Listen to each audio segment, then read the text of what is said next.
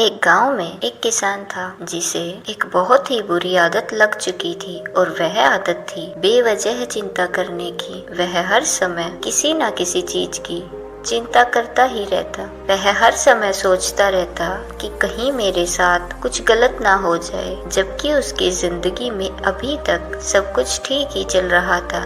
उसके पास एक बड़ा सा खेत था जिसमें अच्छी खासी फसल हो जाती थी। खेती करने के लिए 4 हट्टे कट्टे बैल थे, 2 बैलगाड़ियां थी, एक अच्छा घर था, एक पत्नी और 2 प्यारे बच्चे थे। लेकिन फिर भी वह किसी न किसी अनहोनी के बारे में सोचकर बेवजह चिंता करता रहता। कभी सोचता कि अगर मेरी फसल में कीड़े लग गए तो क्या होगा, अगर आवारा पशुओं ने फसल को बर्बाद कर दिया तो क्या होगा, अगर सूखा पड़ गया या अत्यधिक बारिश हो गई तो मेरी फसल खराब हो जाएगी। ऐसे ही भविष्य की अन्य बातों के बारे में सोचकर बेवजह चिंता में डूबा रहता। जैसे कि कहीं खेती के समय मेरे बैल बीमार न पड़ जाए, मेरे बच्चों का भविष्य कैसा होगा, कहीं बुढ़ापे में मुझे कोई बड़ी बीमारी ना हो जाए, मेरे बच्चे बुढ़ापे में मेरा ख्याल रखेंगे भी या नहीं, वगैरह वगैरह। अपनी इस लगातार बेमतलब चिंता करने की आदत की वजह से वह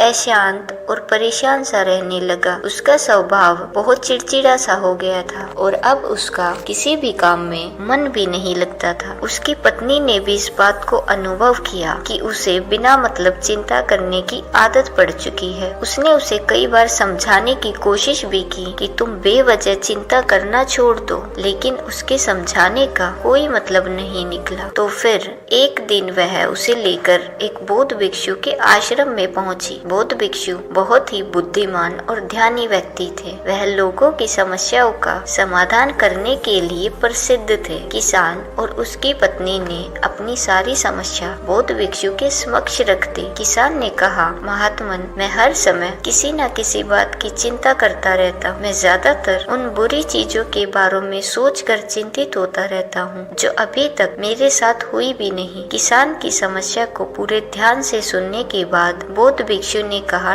ठीक है, तुम दोनों कल सुबह आना और फिर मैं तुम्हें तुम्हारी समस्या का समाधान बता दूंगा। अगली सुबह जब किसान और उसकी पत्नी बौद्ध भिक्षु के आश्रम में पहुंचते हैं तो देखते हैं कि बौद्ध भिक्षु बहुत ही चिंतित अवस्था में जमीन पर पालथी मारकर बैठे हुए हैं और उनके सामने एक दूध से भरा गिलास रखा हुआ है। बौद्ध भिक्षु बार बार उस दूध की गिलास की तरफ देखते हैं और फिर कभी अपना हाथ अपने सिर पर रखते तो कभी जमीन पर मारते। वह बहुत ही चिंतित और बेचैन दिखाई पड़ रहे थे। भिक्षु को इस तरह परेशान देख किसान ने उनसे पूछा, महात्मन, क्या बात है, आप इतने परेशान क्यों हैं? बौद्ध भिक्षु ने बहुत ही बेचैनी भरे शब्दों में कहा, मैं इस गिलास के दूध को लेकर बहुत ही चिंतित हूँ। मुझे चिंता हो रही है कि कहीं बिल्ली इस दूध को गिरा ना दे, कहीं ये दूध खराब ना हो जाए या फिर आश्रम का कोई शिष्य इसे पी ना जाए। मैं इसी बात को लेकर सुबह से बहुत परेशान हूँ। बौद्ध भिक्षु के मुंह से ऐसी बातें सुनकर किसान और उसकी पत्नी जोर जोर से हंसने लगे। किसान ने हंसते हुए कहा, महात्मन, इसमें इतनी चिंता करने वाली कौन सी बात है? यह दूध ही तो है। अगर इसे बिल्ली ने गिरा दिया या ये खराब हो गया या फिर किसी ने इसे पी लिया तो क्या हो गया? यह आपको दोबारा मिल जाएगा और वैसे भी आपका चिंता करना व्यर्थ ही है। और ना तो इसे बिल्ली ने गिराया है, ना ही यह खराब हुआ है और ना ही अभी इसे किसी ने पिया है और हो सकता है भविष्य में ऐसा हो भी ना। किसान के मुंह से यह बातें सुनकर बौद्ध भिक्षु मुस्कुराए और बोले, मैं भी तो तुम्हें यही समझाने का प्रयास कर रहा हूँ कि भविष्य की उन घटनाओं की चिंता करना व्यर्थ है जो अभी हमारे साथ हुई ही नहीं और बहुत बड़ी संभावना है कि वह कभी होंगी भी नहीं। और अगर हो भी गई तो जिस चीज को अगर तुम एक बार हासिल कर सकते हो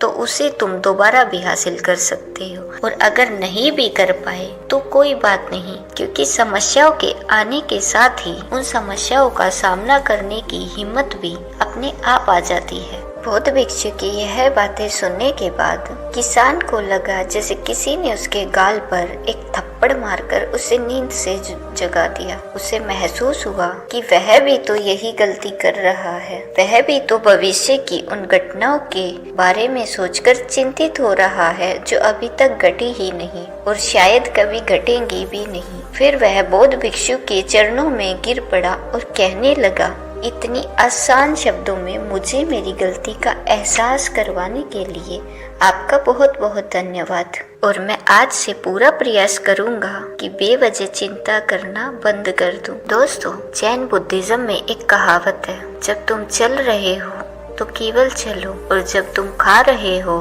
तो केवल खाओ। इस लोकप्रिय जैन कहावत ने कुछ महीने पहले मुझे पहली नजर में ही इसके अर्थ के बारे में हैरान कर दिया था। और सच कहूँ तो मुझे ऐसा लगता है कि इस जैन कहावत के अर्थ में ही वह राज छुपा है जिसे अगर किसी ने अच्छे से समझ लिया और अपने जीवन में उतार लिया तो वह चिंता के बादल से हमेशा हमेशा के लिए मुक्त हो जाएगा। इस जैन कहावत के अर्थ के बारे में हम आगे बात करेंगे, लेकिन उससे पहले देखते हैं कि हमारे दिमाग में किस तरह के विचार सबसे ज्यादा चल रहे होते हैं। अगर हम कुछ समय के लिए अपने विचारों पर ध्यान दें तो हम पाएंगे कि किसी भी काम को करने के बाद हमारे दिमाग में ज्यादातर समय यह 4 विचार ही चलते रहते हैं। पहला, क्या मैंने यह सही से किया?